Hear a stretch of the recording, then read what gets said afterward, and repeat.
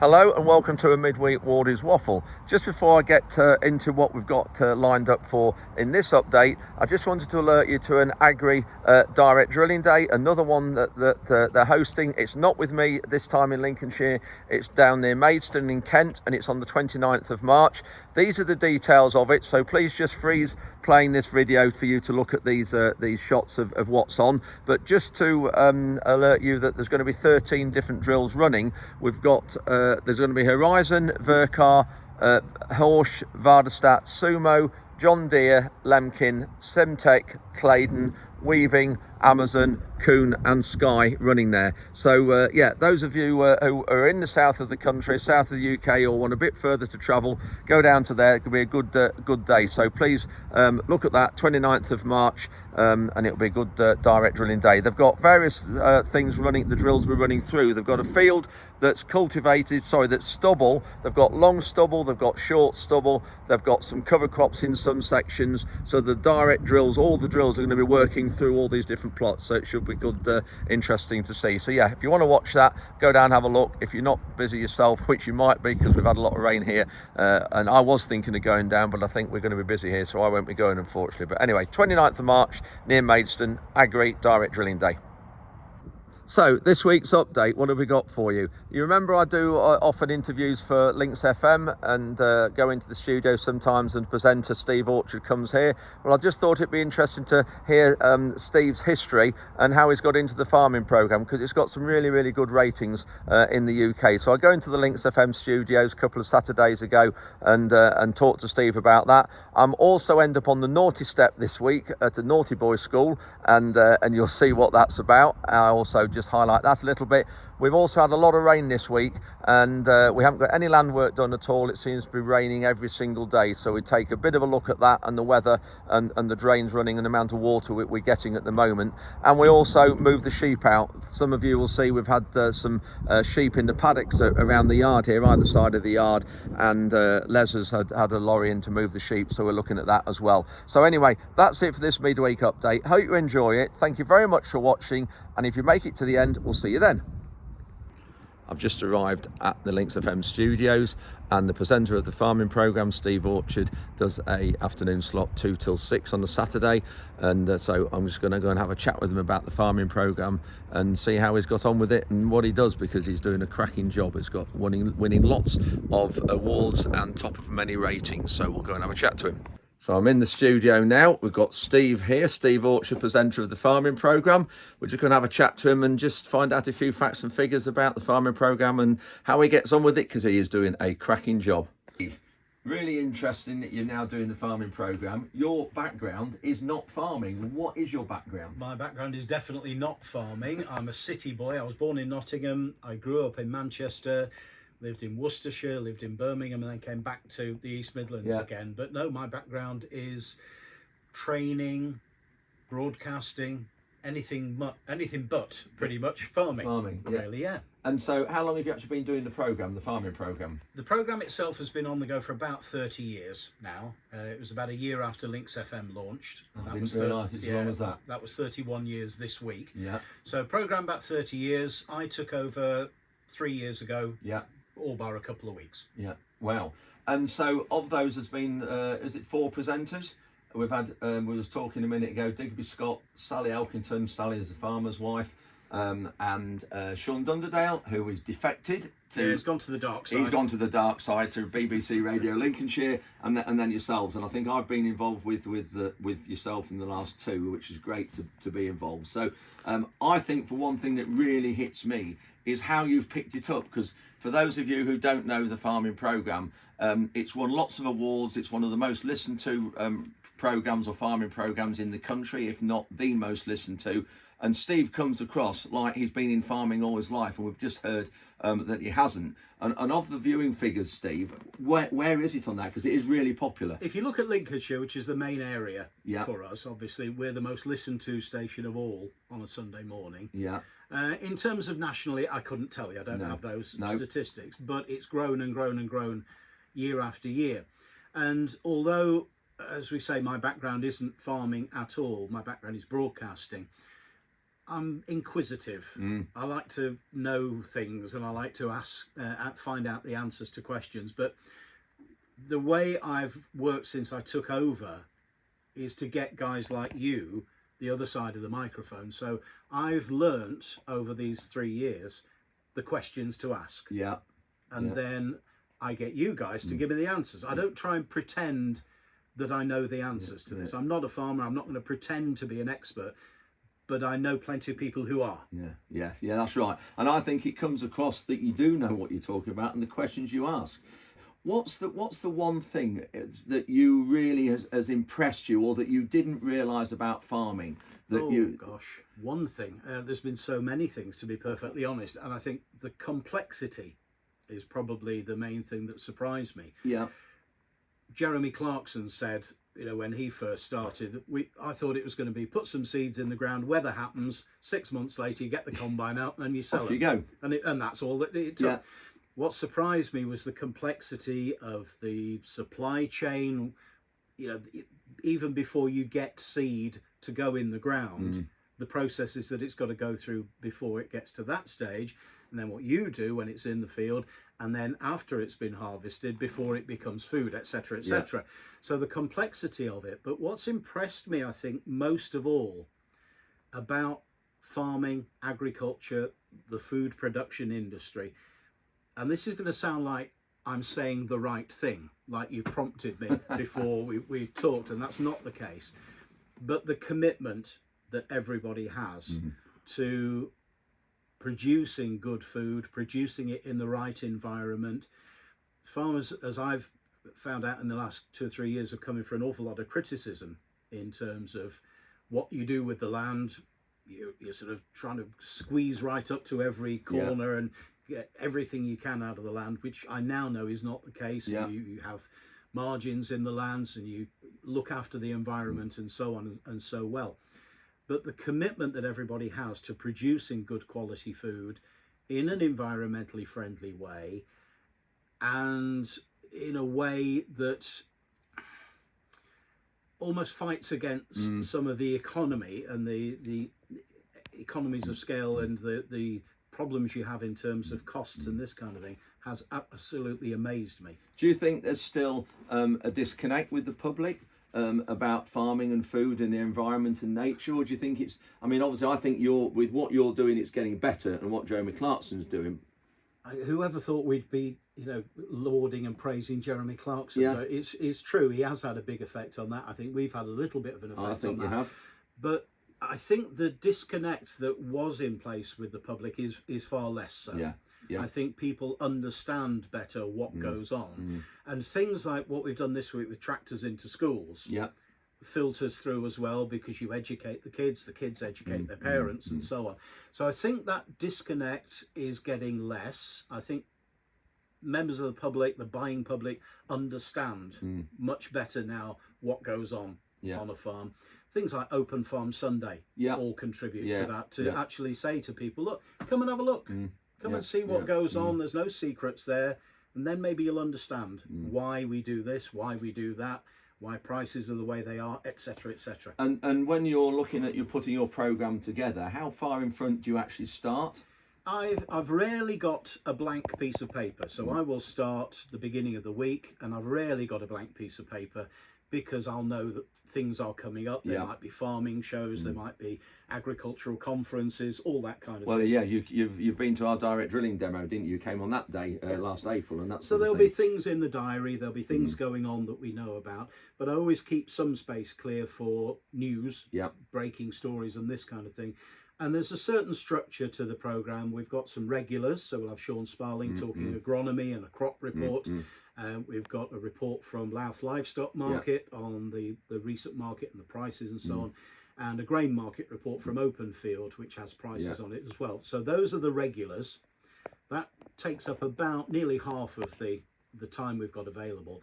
The rest depends very much on what's going on, and I'll always try and look for things that are not necessarily newsworthy, because we'll carry those in the news on Links FM, but things that are new and topical. I remember you saying to me, it probably was about 3 years ago, nobody wants to know from, say, the Low Carbon Ag Show or cereals or something like that from about all the tractor that's been there for the last 5 years. Yeah. Because you know all about that stuff anyway. But what's new? What's being launched at the show? What's new tech that's coming on? What new ideas are coming out? So always try and focus on that kind of thing wherever possible. Yeah. And then when you look at the farming, the program on Links FM, how many other local radio stations do a farming program? Very, very few. I thought on commercial radio where we are, in all honesty, I'm not aware of another one. No. And then what's the reach of Links FM? It goes around a lot of counties around this area, doesn't it? Yeah, I mean, we cover Lincolnshire and Newark, but we spread over across the Humber. We spread over towards Sheffield, down across towards Kings Lynn and so on. So the coverage and Leicestershire on the radio is quite big. Yeah. But also we've got the podcast each Sunday that goes out on all podcast platforms, smart speakers, online, the Links FM app, etc., etc. Listenership in the mid-20,000 and probably another 1,000 or 2,000 on the podcast. Yeah. And that's grown and grown and grown nice and steadily over the last few years. So we're really, really pleased that it stays that way. Well, you're doing a cracking job, and it is great to put the Lincolnshire farming on the map, if you like, and so that help with the public understand what we do.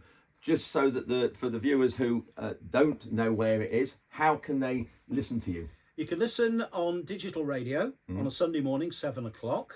It's not live. I won't pretend to be live. I'm still tucked up in my bed at 7 o'clock on Sunday morning, usually. But yeah, 7 o'clock on Links FM. Anytime you like from 7 o'clock onwards, either on the Links FM app, which is free, or the Links FM website. Any podcast platform, we're on all of them. So Apple Podcast, all of them, and on smart speakers as well. And we've got a separate link on smart speakers from Links FM. So if you just say play the farming program, and that's it, it will play. It. Yeah, that's brilliant, Steve. Great, thanks very much. Keep up the great work. My pleasure. Good to see you, Andy. Thank you. It's Monday morning, and I've just arrived in Lincoln, and you can see by the window it's raining. But look where I am. I'm at the Naughty Boys School. I was done for speeding in Lincoln early January. I was doing, I think, about 35 and a 30. And the camera that got me, I think, is the most lucrative camera in the whole of Lincoln. It's at a place called Bunkers Hill, for those of you who know Lincoln. And the trouble is, they've done away with some of these cameras that used to be big yellow boxes. You can't see these modern type ones now. They're really thin on a pole, and you don't have the white lines on the road. I haven't got any points on my license at the moment, so I thought I'd take this. I did have a few years ago. I was running around with 9 points on my license for about 3 years. I got 3 lots of 3 in 3 months. And all of those were really, very, very just over the top of the speed limit. So I was running around on 9 points. So it really concentrates the mind. And this particular time, I just happened to go over the speed limit driving into Lincoln and didn't realise. Anyway, I better get into this course now. Otherwise, I'll be late and I'll be getting ticked off, and we don't want that. Well, that's finished this course. Just had 2 hours on it. Been given this book. You can see there, and must admit, I found it really, really fascinating. The one thing I think the biggest take-home message for me, and some of you will realise this, but I didn't, I knew street lights did have an effect, or could tell you what the speed limits were, but it's simple as that 3 or more street lights anywhere in the UK means the speed limit on that road is 30 miles an hour or less if there's a sign to say it's less. So that's the biggest take-home message from me. But lots of great things I've learned, lots of notes I've made as well in this booklet. You can see made notes there, various sections. And also apparently 80% of road junctions and roundabouts there are changes to speed limits, which is an interesting one. The most fatalities on our roads in the UK occur in rural areas, except rural areas only have 33% of the injuries. I say only, but still enough. Whereas 5% of injuries occur on motorways and 62% of injuries occur in urban areas. But rural roads is where the most fatalities occur, which living around Leadenham on the A17 in a rural area, I'm not surprised at that. We've got to look at, then we were asked to do various exercise for ourselves at why do we speed, biggest one is for me is being short of time, I think, and trying to cram too much into a day. So I'm obviously trying to do that, and I've done that already by resigning off one of the boards, the Lincolnshire Agricultural Society, and also the Farming Conference Committee. I've done that to give myself more time. Also look at using the speed limiter on this Discovery a bit more. But yeah, so really interesting course. So thank you to the two guys that took it. I thought it was really worthwhile. And yes, it's cost me £90. I don't get any points on my license, and I've definitely picked up things and learned a lot. I'm just stood behind this bush at the minute because it's very windy, and I still can't find my microphone with the muffle on, so there'll be a bit of wind noise in a minute. But it's Tuesday morning. We've just had another 13 millimeters of rain yesterday, and you can see by the water coming through this culvert here. That culvert's probably 1 metre in diameter, so 3 feet, a bit more in diameter, and yeah, the amount of water we've had. But just wanted to show you 1 or 2 drains. Apologise for the wind. So that is a big 6-inch pipe coming out of that field, but note, water is running clean.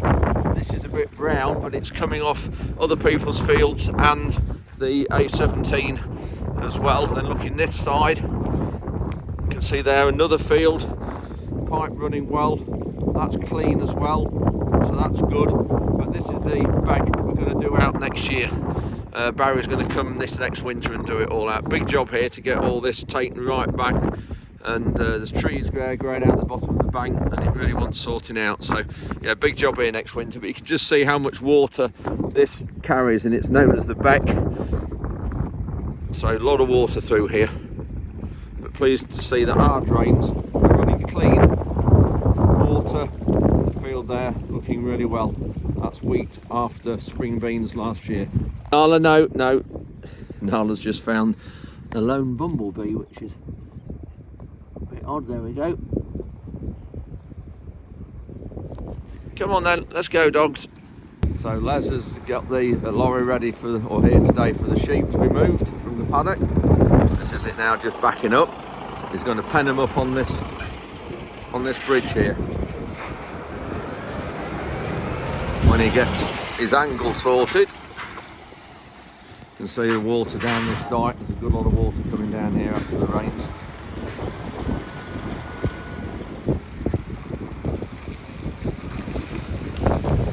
That's just waiting in the back. Young George is now helping Les and starting to put the pens together. While they're just getting set up here, I just wanted to touch on something that Ben Goldsmith's put on Twitter recently. He put a great big long thread about sheep and saying that sheep are the cause of many of our problems, and that sheep should be banned from marginal land in the uplands. And I'm going to swear now, but what an absolute load of bollocks that is. And the problem is, people like that have got such a loud voice, and they're listened to within DEFRA and the government. Ben used to be part of DEFRA, that they're taken notice of, and a lot of the policies are formed on things that these people say without them really knowing what's going on. And I think it's absolute rubbish. I've said to him, I replied on Twitter to him, that there is no such thing as marginal land in the UK. We're an island. You can't go to Tesco and buy some more land off a shelf. You've got to preserve what we've got. And by removing sheep from them would actually completely mean that the whole of those uplands will be overgrown. They wouldn't be managed at all, and they need to be managed. This is the problem with it. And our landscape is the envy of the world by many other countries. And it's like that because it's been managed for generations by farmers and by livestock.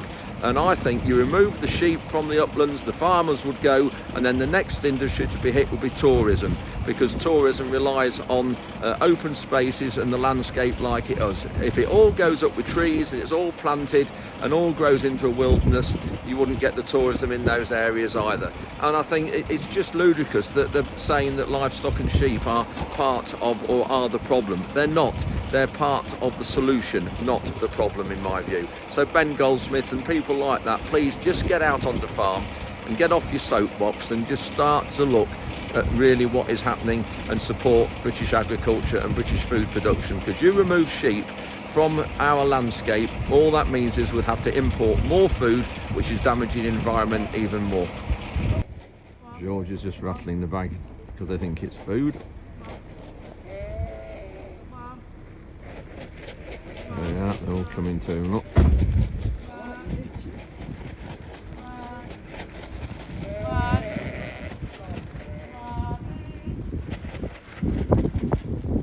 I suppose if someone rattled a fillet steak in front of me, I'd be running.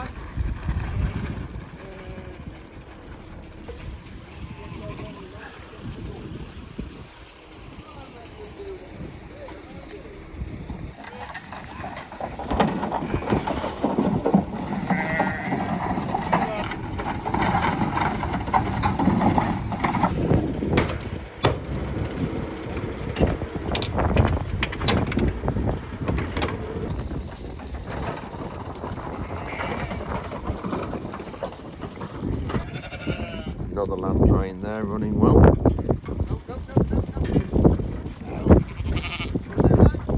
Down this dike. Another one there. This transport's another deck on the top, so that's where these ones will be going. So just lowering the ramp down. Ramp down now, ready for this lot to go in. Now that pipe there, I remember a few years ago I put that orange plastic bit underneath because that is the overflow from the pond, which is just through there. That's the back of the office, but I'm going to just do something to that because I want that pond a bit fuller, so I'm just going to have to put something on the end of that pipe to let that pond level rise a bit. Water's flowing through there well. There we are, these are the last ones.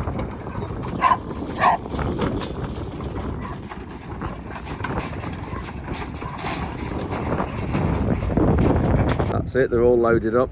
These sheep are off to Buxton in Derbyshire to go on some land for grazing, and they'll be grazing all summer. Bit of a mixture here. Some of the smaller ones, they were lambs last year. But anyway, that's them all loaded up now, and paddock's given a rest, and then Les will be bringing some more back here in the next few weeks, because this paddock was going to be used for haylage as we've always done it, but because we're going out of haylage and stopping producing haylage, we're going to need this grazing every now and again. So yeah, Les will be coming back quite regularly and putting sheep on here, which will be quite nice because the house is just through there where Rhonda and I are going to be living, so it'd be nice to look out through there and have sheep grazing all the time, or some of the time. So they're just packing the lorry away, putting the ramps up. Just want to show you the pond out the back here.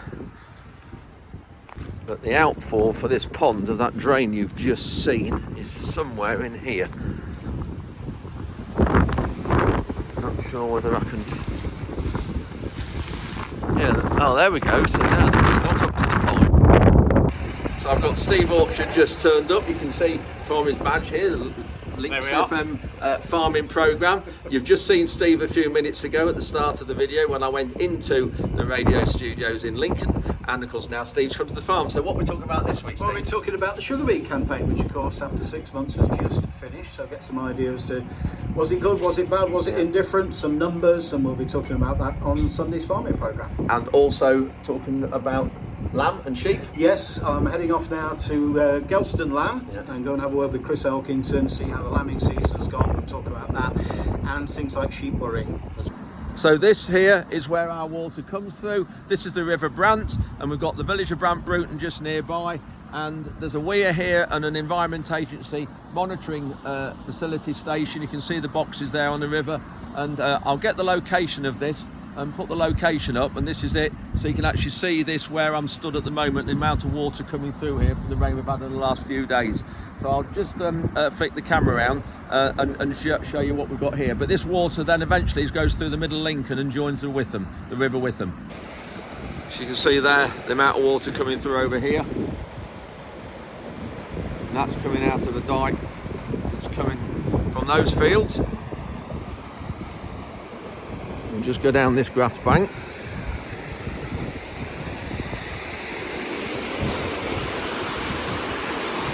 So yeah, our farm, you can just see it. Just in the distance there, you can just see that grey on the left of those trees, that vehicle going past, that's the corner of our grain store. That's our yard, so we're not that far away. And then over here under the bridge there. Yes, there's been a lot of water. You heard me mentioning a few minutes ago about the amount of water we've had, and it heads out to Lincoln, all our water does. Well, where I am here, this is the start of one of the Lincoln flood relief schemes, and this is the grid reference of it, and this is the River Brant behind me. I'll just put my phone through the fence. You can just see there the amount of water. So I'll just go out onto the road here and just have a look. But this is all Environment Agency controlled, and then it heads across to Lincoln, heads out this direction, and then eventually joins the River Witham that goes through the middle of Lincoln. And yeah, so this is where all our water heads up, and then it goes out to sea, out to Boston. So there we are. You can see the amount of water in here at the moment, and there you can see those arms sticking up. There's some big sluice gates in there, and when it floods, we had a lot of rain as in 2 years ago, they open that and it floods all that farmland behind that pumping station. You can see the big pumps there, and they're used to pump it back into the river here when the pressure's been eased on Lincoln. But this was built many years ago, not quite sure how many years ago, but in the 80s sometime, and it was built to relieve the pressure on Lincoln and help Lincoln stop flooding, because the Witham through Lincoln is very low lying and there's not a lot of fall on it, and so that was why it was built years ago. And you can just see Lincoln through there. So yeah, that's it. So this flood relief scheme here was last used, I think, 2019, when my godson Henry had a lot of his land flooded at Short Ferry near Lincoln because the river burst its bank, and this is that flood scheme. And we went out on a boat to get to his yard in the middle of his farmland. It was that bad, you couldn't get to it. Probably 3 meters deep in water, as you can see here, by the amount of water that Henry had on his farm there. So it was really bad, and it was like that for probably, I can't just remember, maybe 2 months. It was flooded, 3 months. It was a long while it was flooded for, and the Environment Agency really didn't do much about trying to repair it at the start, because obviously having that bank go and the flood, it actually eased Lincoln and meant Lincoln didn't flood. So that's it for another midweek update. Thank you very much for watching. Hope you've enjoyed it, and we'll see you on Sunday morning.